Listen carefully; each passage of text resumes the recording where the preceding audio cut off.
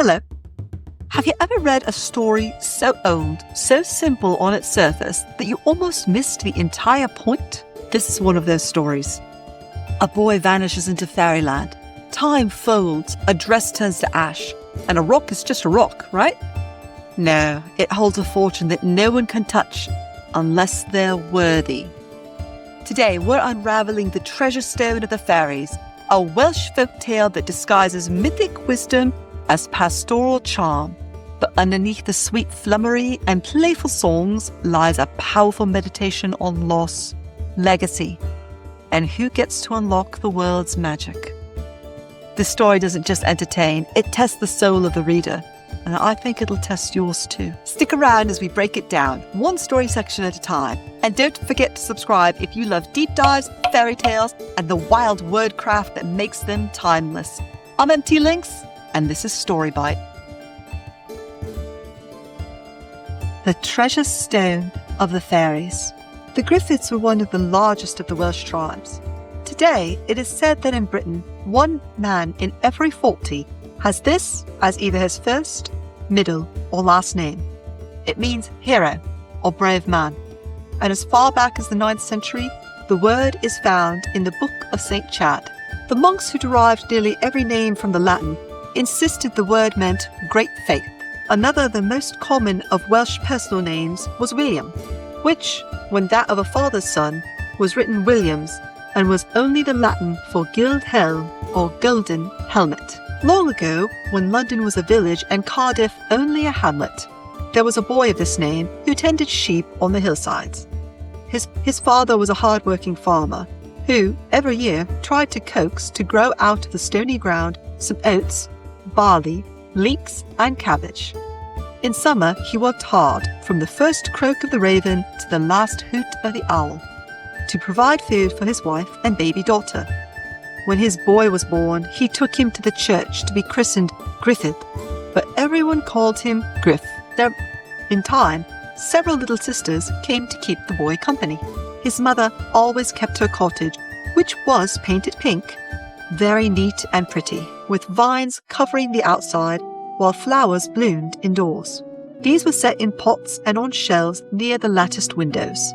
They seemed to grow finely because so good a woman loved them. The copper door sill was kept bright, and the broad borders of the clay floor along the walls were always fresh with whitewash.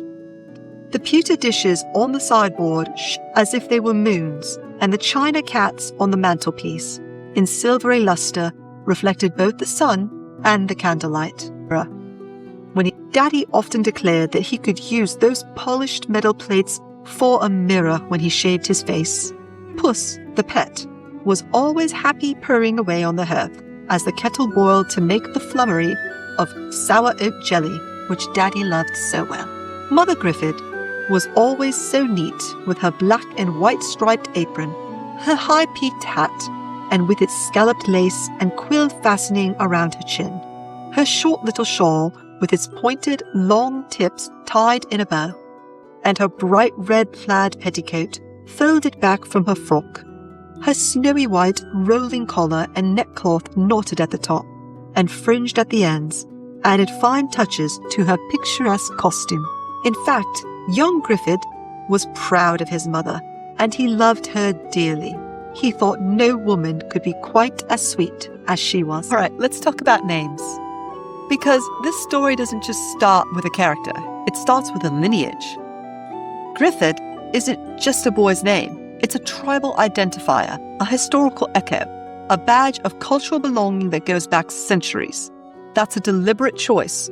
When Welsh storytelling begins this way, it's not just an introduction, it's an invocation. In fact, we're given the etymology Gruffyd means hero or brave man. And here's the mythic move. Naming becomes foreshadowing.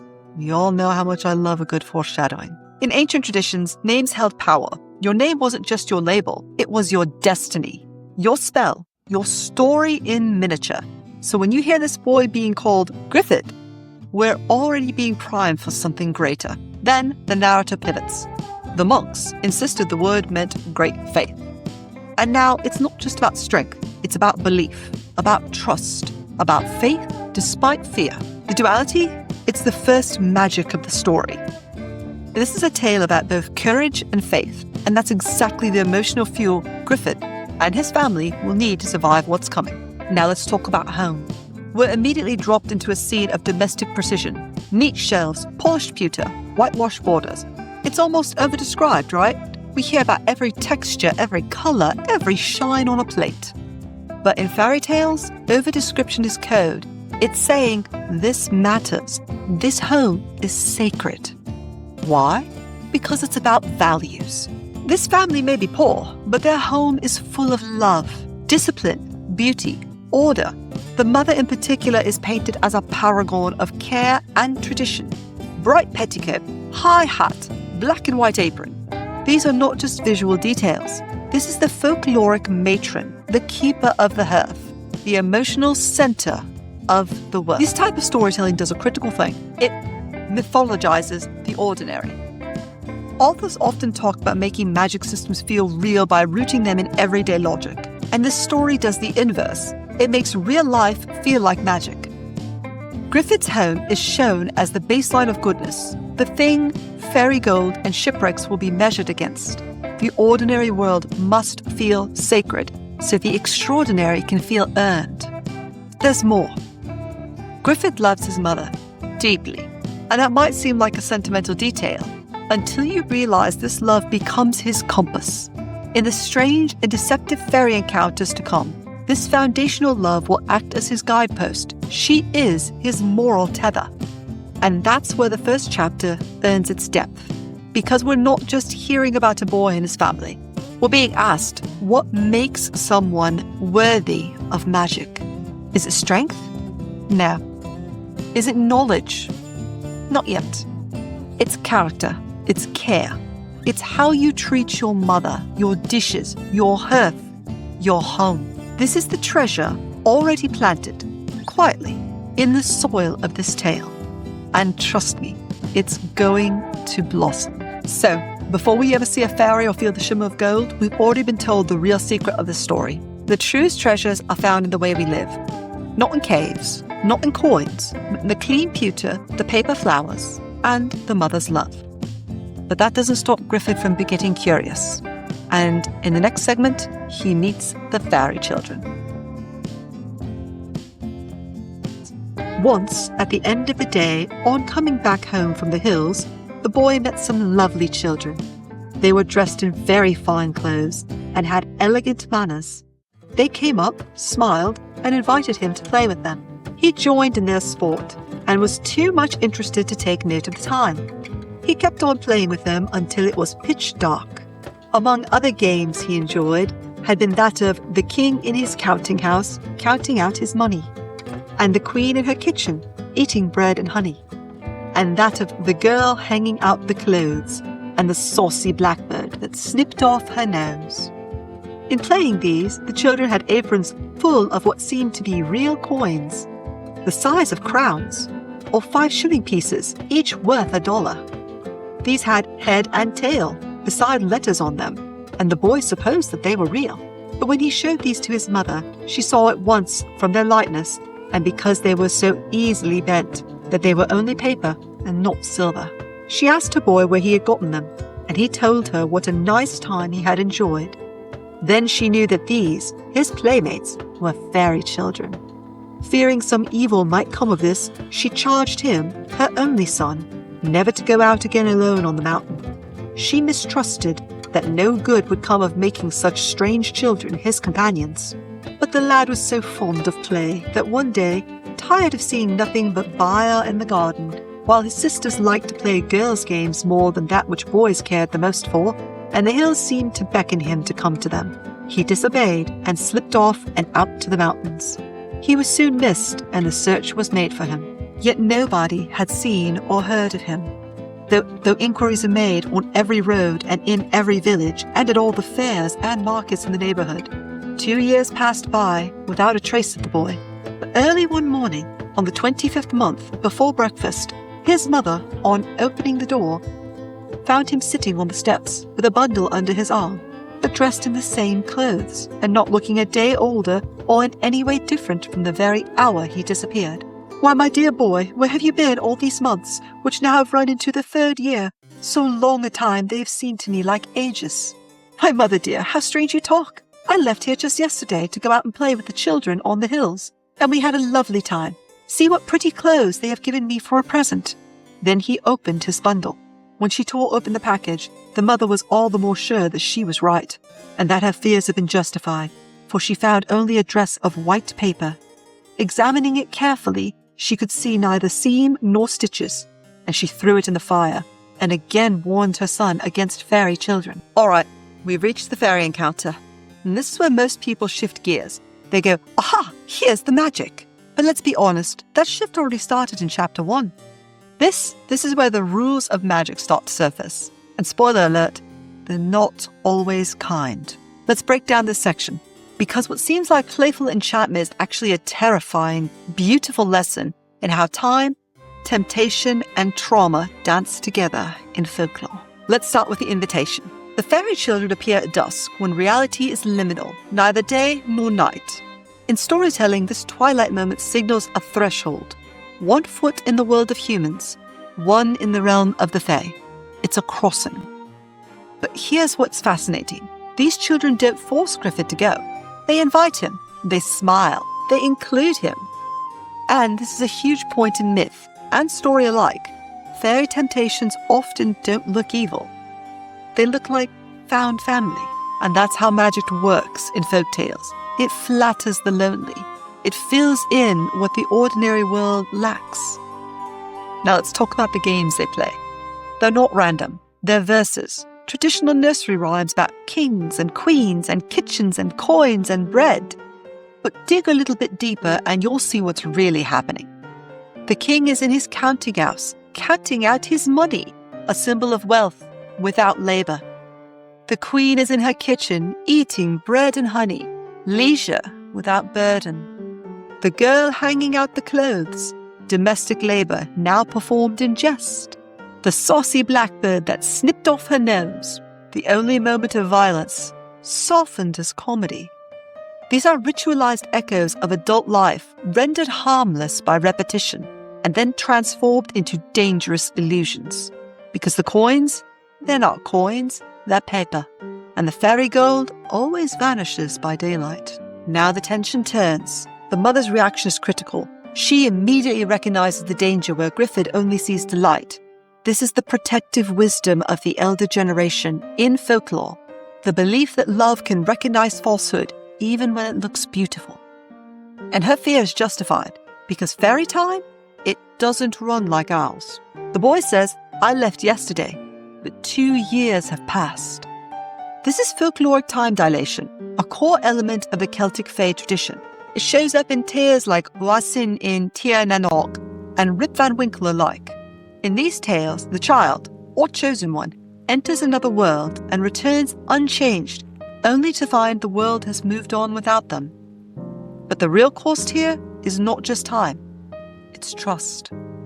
When the mother burns the paper dress, she's not just discarding useless fabric, she's trying to burn the enchantment away. She's reclaiming her child, anchoring him back in the world. The fire is an exorcism, and she warns him again. But here's where the story turns tragic. He doesn't listen. Despite his mother's pain, Gruffyd will go back. Why does he disobey? Because play, when withheld, becomes longing. And longing, when denied, becomes obsession. This is not just a whimsical encounter. This is the prototype for every hero who touches the forbidden, every mortal who dares to step beyond the veil. And in that step, something breaks. Let's pause here to summarize the craft lessons embedded in this part. For writers, you want tension? Use time skips and let the readers know more than the protagonist. You want atmosphere? Anchor magic in the familiar. Nursery rhymes, coin play, deep cultural recognition. Do you want mystery? Show kindness that masks danger. Enchantments are more dangerous when they're delightful. For readers, trust your gut and trust your grandmother more. Fairy bargains always come with hidden cost. Beware the joys that make you forget time. They might also steal your future. Right, so now you see the trap. Gruffyd has tasted fairy joy, but at what cost? His innocence is cracked, his bond with his mother is bruised, and his place in the real world starting to slip. And soon, that fracture is going to widen, because in the next segment, the sea takes everything. But pretty soon, after a great calamity had come upon them, both father and mother changed their mind about the fairies. They had put all their savings into the venture of a ship which had for a long time made trading voyages from Cardiff.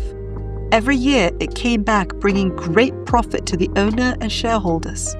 In this way, Daddy had been able to eke out his income and keep himself and his wife and daughters comfortably clothed, while all the time the table was well supplied with good food. Nor did they ever turn from their door anyone who asked for bread or cheese.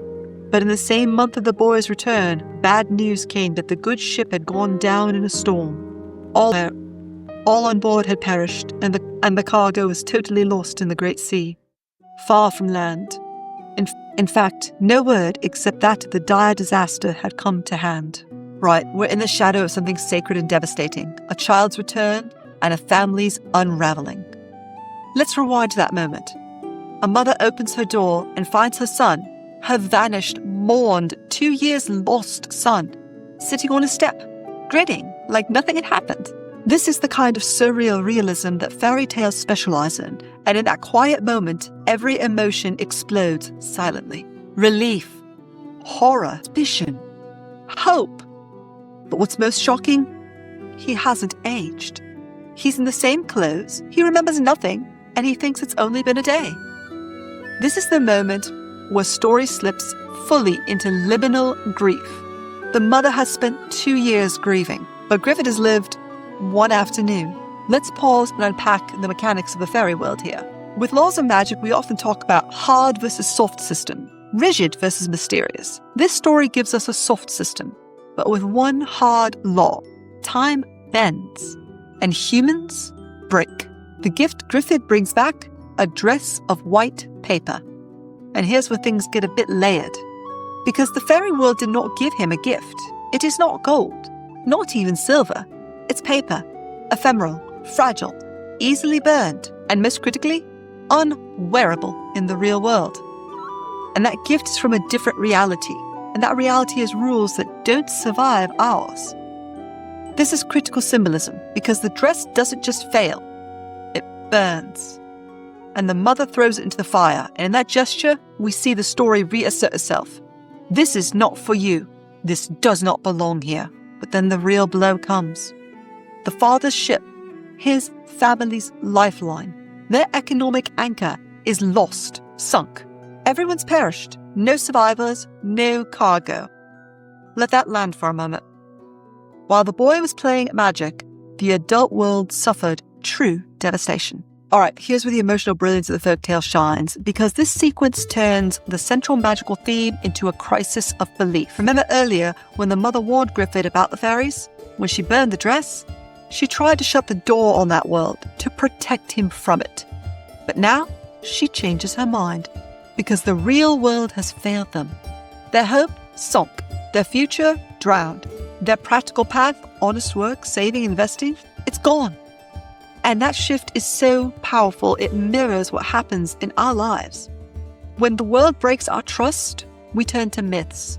When logic fails, we reach for magic. This section is where reality and fantasy collide. One realm offers glittering dreams that disintegrate to the touch. The other offers a loss so profound, the only response is mythic longing. And so, in a reversal of Part 2's warnings, the mother doesn't stop Gruffydd this time. She encourages him, because sometimes the only way forward is to go back. Back into magic, back into the hills, back towards hope, even if it might hurt. And Gruffydd is ready, because he's not just a boy anymore. He's tasted loss. He's seen the cost. And now he's not asking for play. He's asking for help. Right, let's take a look into some craft takeaways. We've got transformative reversals. Let the characters change their beliefs because of emotional pressure.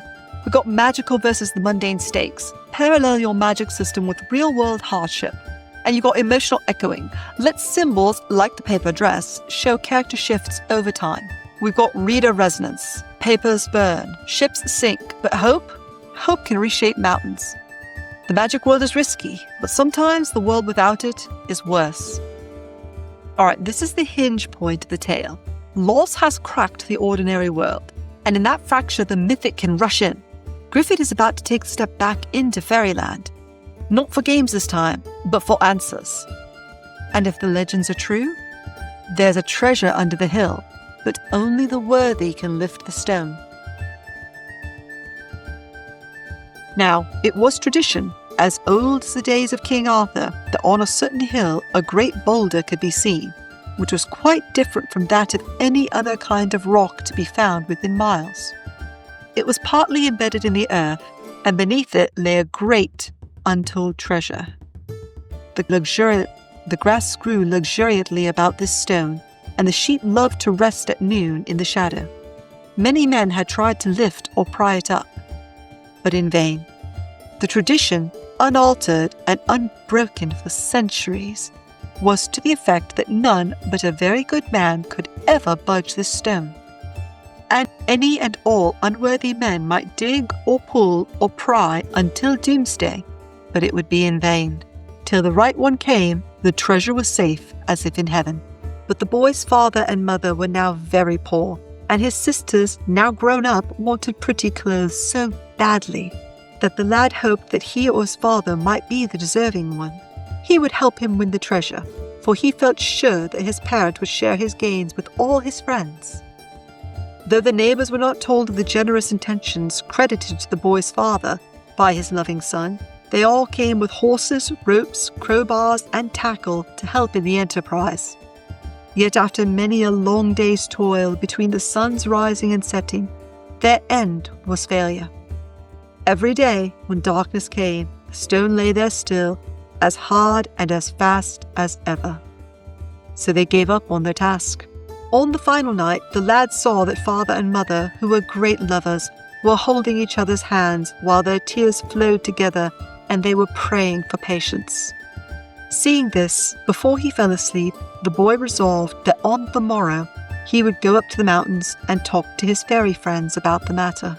So early in the morning, he hurried to the hilltops, and going into one of the caves, met the fairies and told him his troubles. Then he asked them to give him again some of their money. Not this time, they said, but something better. Under the great rock there are treasures waiting for you. They replied, "Oh, don't send me there, for all the men and horses of our parish, after working a week, have been unable to budge that stone." "We know that," answered the principal fairy, "but do you yourself try to move it, and then you will see what is certain to happen." Going home to tell what he had heard, the parents had a hearty laugh at the idea of a boy succeeding where men with united strengths of many horses and oxen had failed. Yet, after brooding a while, they were so dejected that anything seemed reasonable. So they said, "Go ahead. Try it." Alright, in section 4, this is the story's mythic core. Oh, that rhymed. The legends of a sacred stone, unliftable except by the worthy, echo across cultures. From Excalibur to Mjolnir, from Arthur's sword to Thor's hammer, we are drawn to the idea that power should only be given to those with virtue. Gosh, I wish that happened in today's world. But here, the twist is quiet, humble, and incredibly well. This isn't a sword. It's not forged. It's natural. A boulder on a hill. Let's talk about why that matters. The townspeople believe in the legend, but belief doesn't equate to worthiness, and this section takes its time showing that. They come with horses, ropes, tackle, crowbars, the full arsenal of mortal effort, and yet, nothing moves. This is not just dramatic tension, it's philosophical commentary. This is a direct subversion of the idea that strength alone can claim reward. The world in this tale says you can't force the earth to yield. You have to be in harmony with it. And that means the measure of worthiness here isn't strength, cleverness, or force of will. It's moral integrity, emotional purity, and selfless love. The boy believes his father might be worthy, not because he's strong, but because he's good. And that is radical. Okay, let's talk tone for a moment. This scene could have been epic, but it's not framed as glorious. It's portrayed as exhausting. The townspeople work all day. The sun rises and sets. There is sweat and silence, and the stone doesn't budge. And then they leave. This is not a battle of wills, it's a lesson in humility. This would be the moment the characters hit the false solution. The realization that what they thought would work simply won't. There is no external victory here. Not yet. Instead, we pivot into emotional depth. Because that night, the boy sees something he's never seen before. His parents weeping, holding hands, praying for patience. And that image is so intimate, so heartbreakingly human, that it reshapes the entire mission the boy has. He's no longer seeking adventure. He's seeking restoration. And in that emotional pivot, he earns the right to return to the fairies. Now see what happens next. Gruffyd returns, not for play, not for gold, but for a second chance. This is a crucial distinction. This return is not magical curiosity. It is moral mission. He asks for help. And the fairies don't laugh. They don't punish. They don't trick him. They offer guidance, but not intervention. Because the test isn't theirs to solve. It's his to confront. They tell him, you do it. Not, we'll do it for you. Not, we'll lift it with magic. Not, hey, here's a spell. Just try. And this is so important. In many stories, the fairies offer boons or curses. But in this one, they offer permission. They don't grant the treasure. They grant the chance. And that, my friend, is mythic gold. We now stand at the edge of the final test. The town has failed. The father has wept. The world has gone quiet. And a boy, just a boy, walks up to the mountain not to conquer, but to offer. And that's where the true worth begins. In the next section, we'll see what happens when he lays his hand on the stone. And if the stories are true, the treasure isn't gold. It's grace. Returning to the mountain, the fairies, in a band, went with him to the great rock. One touch of his hand, and the mighty boulder trembled like an aspen leaf in the breeze. A shove, and the rock rolled down from the hill and crashed into the valley below. There, underneath, were little heaps of gold and silver, which the boy carried home to his parents, and they became the richest people in the country round about. The end. This is the moment we've been building towards. The boy stands before the unmovable stone, not with a battalion, not with a spell book, not with cleverness or force. He stands with one thing, sincerity. And in fairy tales, as in life, that's often the rarest magic of all. Let's talk about the touch. He doesn't chant. He doesn't shout. He touches. And the stone responds, not with a quake or an explosion, but with a tremble, like an aspen leaf. This is so important. In modern stories, power is big, loud, explosive. But in mythic storytelling, true power is often gentle. It's the quiet hand, the humble ask, the boy who returns with empathy instead of ego. He gives the stone permission to move, and it yields. Now here's where the ending flips expectations. Yes, there is gold, silver, treasure beneath the hill, but the true treasure isn't just wealth. It's what the boy does next. He carries it home. This might seem small, but it's massive. He doesn't run. He doesn't hoard. He gives it to his family. This is mythic closure, a full arc. He left the home for play and returned broken. He sought magic not for self, but to heal a wound. And when the world gave him gold, he shared it.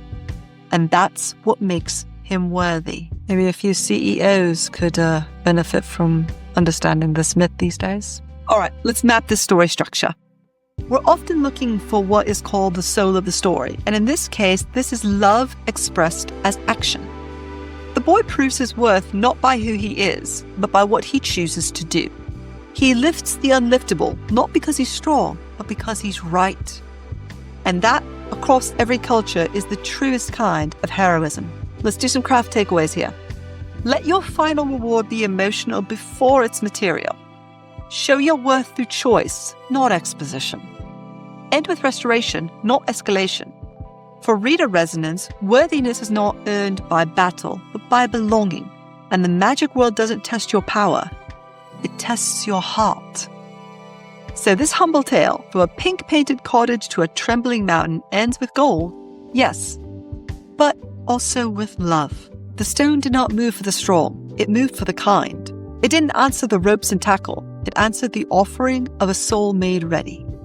This, friends, is what makes folklore so powerful, because buried beneath its fairies and flummery is a message we all need. The treasure you seek may already be yours, if you return to the world with open hands. Right. If this story moved you, taught you something, or made you see folktales in a new way, I'd love it if you subscribe for more. Every week we take a myth, a word, or a world and open it wide to show the gears inside. Let me know in the comments, what would your stone be? What treasure would you hope lies beneath? Until next time, I'm Empty Lynx. Keep reading deeply, keep writing bravely, and never forget, the fairy gold might vanish, and the story stays with you. I'll see you in the next video. This one, right here. Go ahead and click it. I promise, it's the real kind of gold, not the fairy kind.